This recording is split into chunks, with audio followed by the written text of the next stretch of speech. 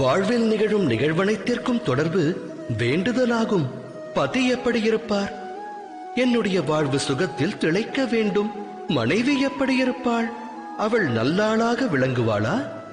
எனக்கு பிறக்கும் புதல்வன் என்னை மதிப்பானா? உத்தரவை ஏற்பானா? மனித மனம் தனது வேண்டுதல் அனைத்தும் நிறைவேற்றுபவரிடத்தில் பரிபூரண மோகம் கொள்கிறது.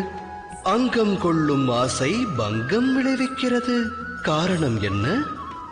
ஏனெனில் ஆசை என்பது மனித மூளையை வியாபிக்கிறது. ஒருவரது ஆசையை உற்றவரே அறியாவிடில் மற்றவர் எவ்வாறு அறிவார்?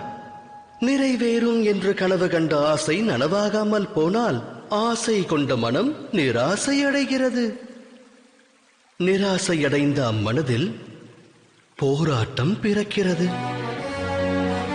அழிவிற்கான ஆரம்பம் அந்த போராட்டத்திலிருந்து துவங்குகிறது.